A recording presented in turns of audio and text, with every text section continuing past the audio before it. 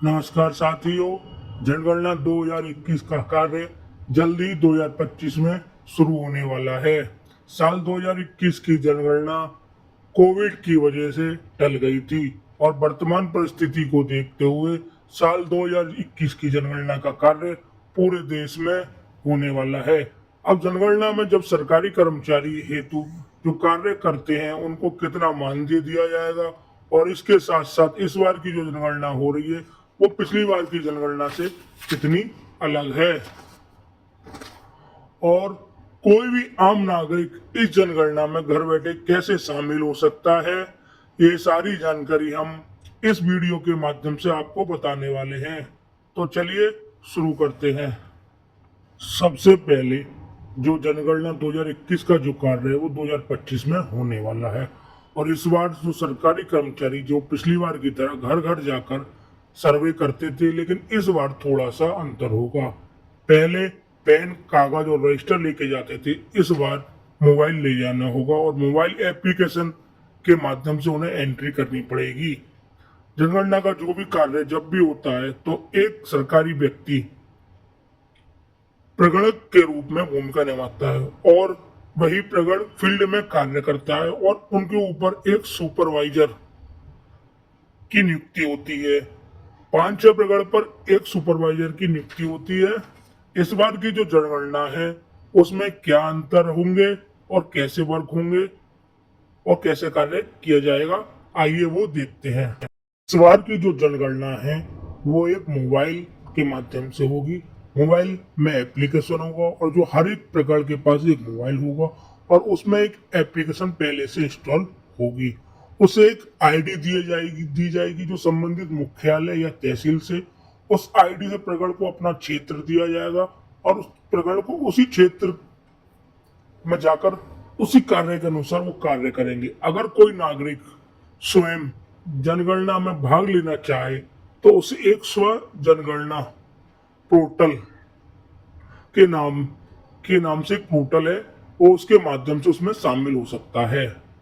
उसे अपना रजिस्ट्रेशन करना होगा। रजिस्ट्रेशन करने के लिए आपके पास आपका मोबाइल नंबर और आपका आधार कार्ड होना चाहिए। अगर ये दोनों चीज है तभी आप स्वयं रजिस्ट्रेशन कर सकते हैं। रजिस्ट्रेशन होने के बाद आपको एक एप्लीकेशन नंबर दिया जाएगा, उससे एक आईडी आपको अपने इलाके के प्रगण को देनी होगी ताकि वो जानकारी आपने जो पोर्टल पर भरी है उसके वो उसे आसानी से मिल जाए। और इससे क्या होगा कि आप जैसे कि आप व्यस्त रहते हैं या आप बाहर रहते हैं या घर पर नहीं रहते तो आप स्वयं अपने प्रगण को दे सकते हैं।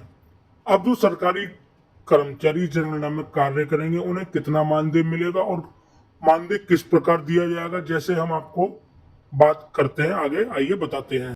अगर हम मानदेय की बात करें तो इस जनगणना में मुख्य रूप से 3 कार्य होते हैं। एक है मकान सूचीकरण और मकान गणना का कार्य जिसे हम HLO भी कहते हैं। दूसरा है NPR राष्ट्रीय जनसंख्या रजिस्टर का कार्य है। उसके बाद तीसरा और लास्ट है जनगणना के अनुसार जिसे हम PEV कहते हैं।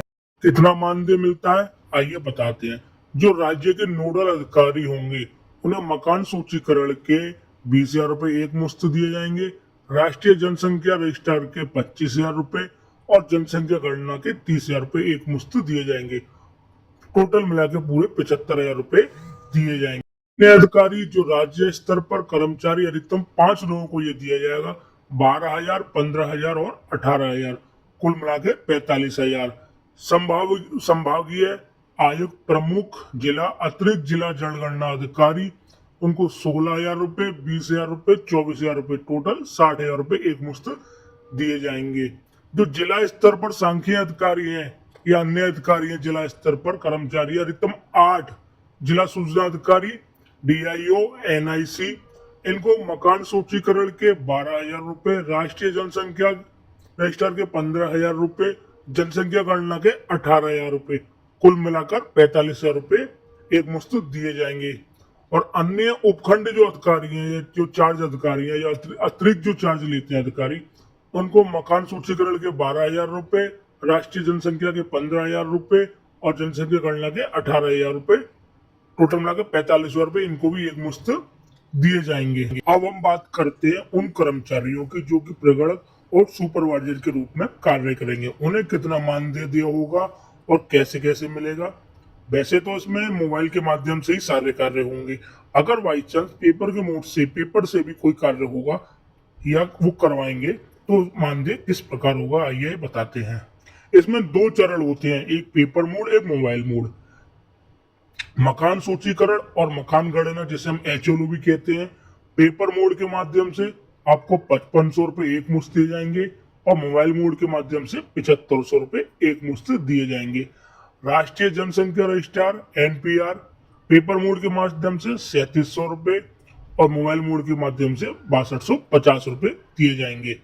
जनसंख्या गणना के आपको 8250 रुपए दिए जाएंगे और मोबाइल मोड से आपको 11250 रुपए दिए जाएंगे। टोटल मानदेय देखा जाए तो पेपर मोड से 17500 और मोबाइल मोड से 25000 रुपए का मानदेय आपको दिया जाएगा। वैसे तो इस बार की जनगणना मोबाइल के माध्यम से होगी तो आपको कुल मिलाकर 25000 रुपए का मानदेय दिया जाएगा। तो आप देख सकते हैं इस बार की जनगणना और उसमें किस प्रकार कार्य होंगे और कितना मानदेय दिया जाएगा। बस आज के लिए इतना ही। नमस्कार।